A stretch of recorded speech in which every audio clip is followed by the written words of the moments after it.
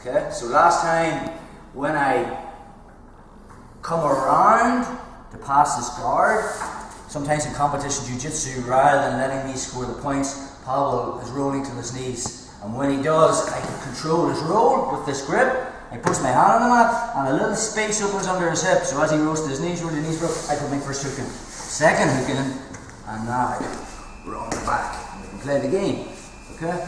So that's what we covered last time. But sometimes you can mistime this. And when I get him on his back, and when I'm passing, and when he rolls, I don't control that enough. And now he's turtle tight. Yeah, and knees and elbows are tight. Nice. So we end up here. So I missed the opportunity to take his back. Okay? Sorry, yeah, to get on his back from turtle. So this time, just keep your elbows tucked, yeah, knees tucked. So we're just going to look at 2 high percentage ways of getting on the back when we're attacking this turtle position when he's tucked like this. Okay? So this is a really traditional old method, but it works really, really well. So from here, I'm in my side right position. I put my left knee beside Pavel's right knee, and my weight is on. Most likely, we can have harness control or seatbelt control from here. The only difference is when I'm in the turtle, I like this variation. Instead of my left hand grabbing my right hand, I'm going to grab his wrist, okay, with my right hand. So I grab his left wrist with my right hand, and my left grabs my right. Okay. So from that position, I'm going to slide my knee between his elbow and his knee. Even if he has them tucked together, there'll always be a space at his armpit. So from my position, I switch and I drive my knee into the space. My left foot goes between his legs. I'm pulling this arm underneath his body, and I drive my right shoulder into the back of his head. And now it's called the falling method. I'm just going to fall on my right side. But in the process, I'm going to get my bottom hook in. So from there, I tilt him, and I have my bottom hook in. So we're in our position, but let's just say I messed up and I hadn't made that connection. And Pavel has good jiu-jitsu skills. He's already removing that bottom hook and putting his back on the mat. So I keep my top hook, just like we did in the warm-up. I withdraw my elbow, I slightly lead behind his head, and then I roll and I reset my hooks.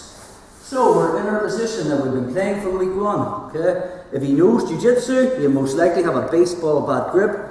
Yeah, on my arms. Yeah, so he's got this control here. This is very good for defending the choke. So from that position, I let go of my harness control and I grab his wrist, and then I do may I help you. So I turn the back of my wrist towards his. I make my gable grip, and now I try to rotate Pavel's little thumb towards him. There's a wrist lock there. He's not going to tap, he's going to let go, and when he pulls that hand out, I make that special grip. Remember, gripping between the thumb and the wrist. So now if he tries to break that grip, and he brings it all over the place, it's difficult. So now, one hand versus one hand. I force the choke.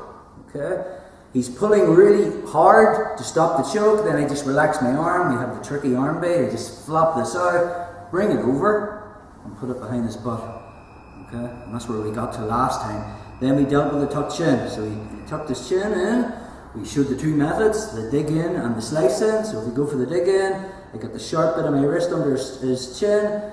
I dug it in, hand goes flat, raise my wrist, and I punch it all the way through. So let's look at choking this guy out with one hand.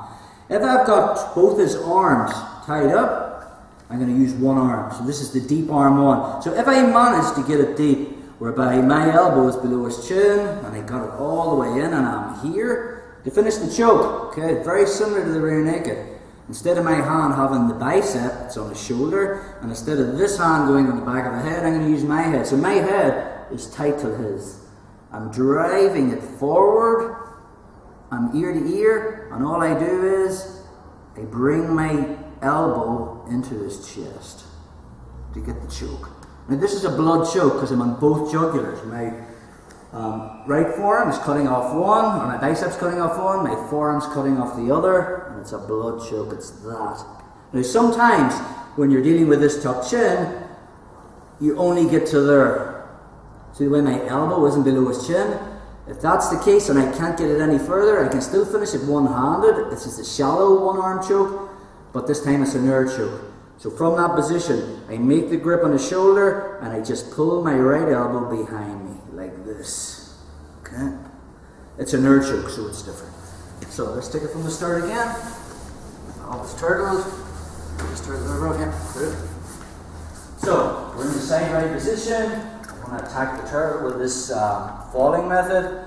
So from there, my left knee's beside his right knee. I want to make sure I'm hip to hip. Harness control, but the variation was I grab his wrist, not my other hand, and my left hand grabs my wrist. Then I switch my feet position. Just turn this way, bro. So even if he keeps his elbow tucked here, there'll always be a space. So I bring it in high at the armpit, I push it to the mat, and my left foot goes between his feet. I pull this under his body, and I drive with my shoulder to try and put Paolo's head on the mat. And as I tilt him and fall onto my right side, I want to put in my bottom hook. Here. So, see the way already he turned his hips really good? I've lost that alignment. My sternum should be in the middle of his back, but it's in his shoulder. Already he's trying to put his back on the mat. Yeah, keep going, bro. So from there, I keep my top hook. I use my foot, I curl it back, I bring him all the way up, I slide my knee behind his head. I roll from my right hip to my left hip, and I've reset. He has that baseball bat grip, so he makes that baseball grip. Yeah, I let go of my wrist, I grab his, and then I go for, may I help you. Maybe this time he turns his wrist the other way, turns it down so I can't see this. So now I switch to the wipe off, which we covered on week 2. So once I strip that, I get my special grip. Now from that position, I fake the choke. When he pulls it back, I just flop it out and tie it up. Put my foot behind his butt. So from there, one tucked chin against one hand. We looked at the dig in, we also showed you the slice and the 2 fingers. I start behind his ear, it's not nice, I just push it all the way through. Make my grip, so deep one arm choke, my head pushes his head, and I bring my elbow into his chest, so it's a blood choke. If I didn't get it deep, and I only got to there, and he's clamped his chin tight, becomes a nerd choke, the shallow version. So I'm making my grip, I just pull my elbow behind, so I'm not on his jugulars. I still use my head to keep him in the choke, and I just pull my elbow back. I should be able to theoretically finish the choke when I've got both arms tied up with one hand. But sometimes, maybe I lose control of this, and he makes a second grip, on the choke. That's when you might have to go to a modified version of the rear naked, which is just coming back. And I can go for that, or I have my rear naked as well. So we'll do that one more time. We'll go into a little bit more detail on the rear naked on another night. Just a few little more details on it. So we're in our position. Make my grips. Bring my knee between his elbow and knee. Tilt them. And get my bottom hook in. He already tries to get remove the bottom hook and put his back on the mat. So from that position, keep my top hook, just like we looked at in the normal. I curl my foot back, come up on my elbow, chair sit. I'm right on the mat again. He's got his baseball bat grip. May I help you? Get the special grip. Fake the choke. Tie the arm up. Dig it in. Finish deep. Or maybe I sliced it in and I only got to there, shallow. Okay, so let's drill that, guys.